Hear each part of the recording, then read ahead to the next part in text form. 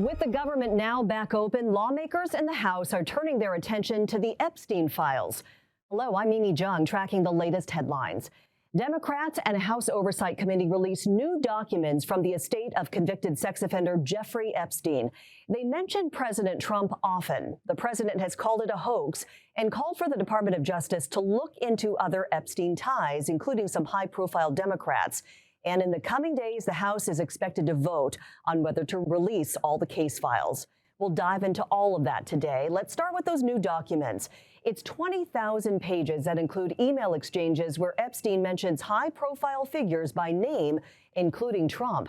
Jennifer Bellamy has the details. The emails that began almost 15 years ago were obtained by the GOP-led panel after it subpoenaed Epstein's estate earlier this year. The first group of records from the estate were released by the committee in September. President Trump has referred to the saga as the Jeffrey Epstein hoax and has consistently denied any wrongdoing. These emails prove absolutely nothing other than the fact that President Trump did nothing wrong. And what President Trump has always said is that he was from Palm Beach and so was Jeffrey Epstein.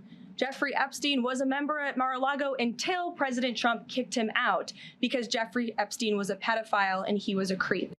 In one 2019 email exchange to author Michael Wolff, Epstein appeared to reference that incident, writing, quote, "Trump said he asked me to resign. Never a member ever." Of course, he knew about the girls as he asked Ghislaine to stop. There is a separate effort from a bipartisan pair of lawmakers calling for the Justice Department to release all case files. They now have the signatures needed to force a vote in the House. The emails released start with messages Epstein sent and received around the time that he finished serving his Florida sentence in 2009. They continue for a decade until the months before his arrest on federal sex trafficking charges in 2019. The messages were sent from Epstein to his longtime associate, Ghislaine Maxwell, and author Michael Wolff. They offered a glimpse into what Epstein's relationships with business executives, reporters, academics, and political players looked like. Trump didn't send or receive any of the messages and is not accused of wrongdoing. The Department of Justice says prosecutors in New York will lead a federal investigation into Epstein's ties to high-profile figures. The announcement from Attorney General Pam Bondi came just hours after the president publicly called on her to do so. He posted this on his Truth Social platform, noting several names he wants the DOJ to look into.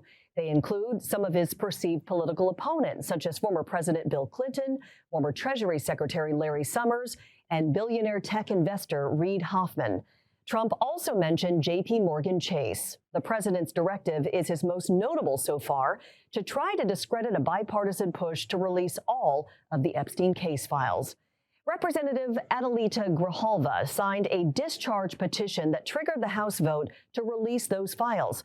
Her signature was the 218th, the last one needed to reach a majority and force the vote. She was sworn into office on Wednesday, more than 7 weeks after she won a special election in Arizona. She and other Democrats say that delay was intended to prevent her signature on the petition. Speaker Johnson purposefully obstructed my swearing in by canceling vote after vote. And the Epstein files discharge petition sat one signature short.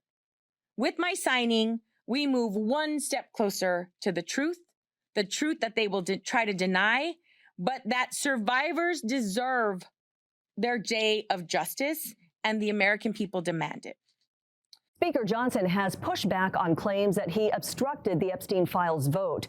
After swearing in Grijalva, he said he would expedite the petition process to bring the bill to the House floor in the coming days earlier than expected.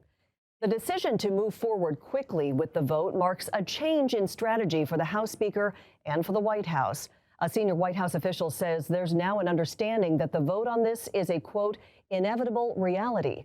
Correspondent Julia Benbrook is at the White House with details. According to a senior White House official, President Donald Trump was made aware ahead of time that House Speaker Mike Johnson was going to expedite a vote on the release of DOJ files related to convicted sex offender Jeffrey Epstein, and that the two have spoken about it. Now, the push on Capitol Hill for the full release of the case files has been led by a bipartisan pair of lawmakers in the House, Democrat Ro Khanna and Republican Thomas Massie. While just a handful of Republicans signed signed on to their petition to force the vote. House GOP leaders are bracing for a significant number of Republicans to support the bill when it comes to the floor. I think when it's actually a vote on the House floor, do you want these files released? Republicans and Democrats are going to vote yes. I think there's going to be a deluge of Republicans. The longer this goes on, the more support we gain. And I think the Speaker recognized that. And that's why, after months of trying to stop us, he's decided to accelerate the vote, because he knows we're going to get votes, and that's going to carry momentum into the Senate. If the bill passes in the House, its future remains uncertain in the Senate. Trump continues to put pressure on members of his party to focus elsewhere. In a Friday post, he called those who support the effort, quote, weak and foolish. At the White House, I'm Julia Benbrook. Colorado Republican Lauren Boebert was one of the 4 Republicans who signed off on that petition. She opted to keep her name on it, even after being called into the White House Situation Room.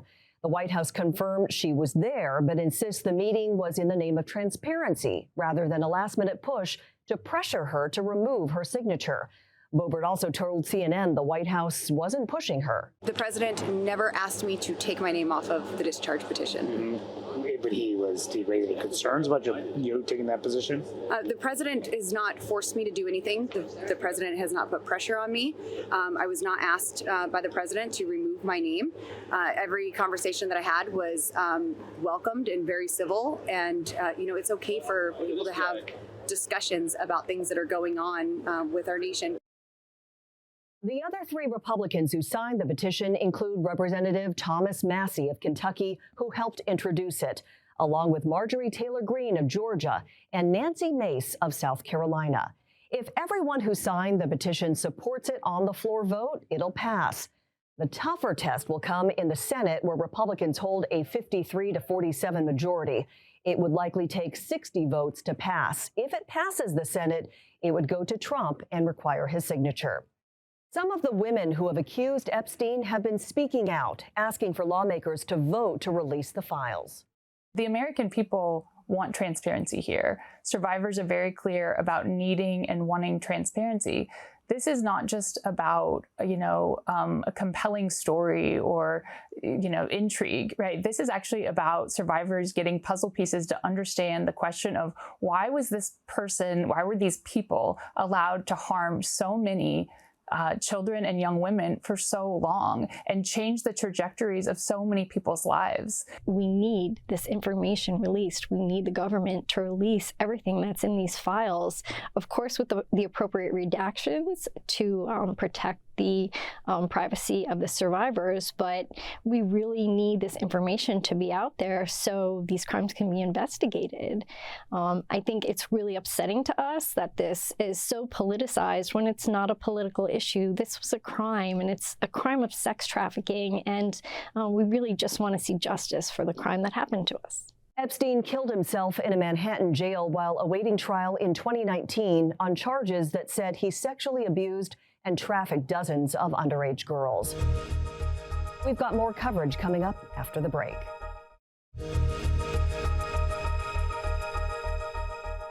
President Trump's history with Jeffrey Epstein has come back into the spotlight after emails released mentioned the president by name multiple times. CNN's Randy Kaye looks back at their relationship over the years. Are you still talking about Jeffrey Epstein? This guy's been talked about for years. Are people still talking about this guy, this creep? That was President Donald Trump in July this year, offering a very different opinion of Jeffrey Epstein than he once shared publicly.